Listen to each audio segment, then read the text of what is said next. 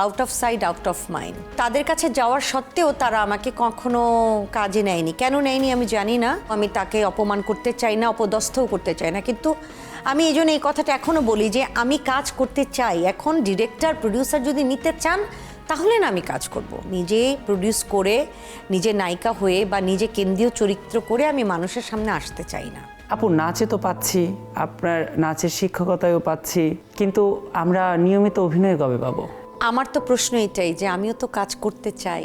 এই কথাটা আমি শুভ তোমাকে আগেও বলেছি।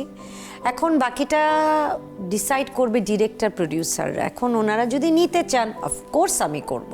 আপু, আপনার কি মনে হয় যে আসলে এই যে মাঝখানে কিছুটা সময় একটু কাজ থেকে দূরে ছিলেন, সবার সঙ্গে যোগাযোগটা একটু কম ছিল, এ কারণে কি আসলে এখন কাজের ক্ষেত্রে সেই প্রভাবটা পড়ছে? অবশ্যই, বললামই তো out of side out of mind. কিন্তু আপু, মানে আপনি তো দীর্ঘ সময় কাজ করেছেন এই মিডিয়ার সঙ্গে, প্রত্যেকটা মানুষের সঙ্গে তো আপনার খুব ভালো একটা ক্লোজ বন্ডিং। এক্স্যাক্টলি, এই কথাটাই আমার, এই প্রশ্নটাও আমার।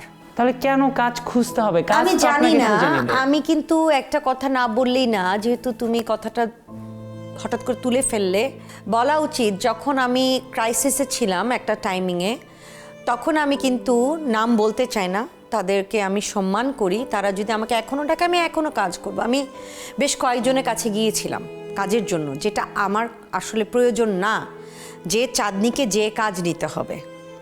তারপরে যেহেতু আমার 10 বছরের একটা গ্যাপ ছিল, সো ওই 10 বছরের গ্যাপের জন্য আমি বলেছি যে আমি আবার কাজ করতে চাই।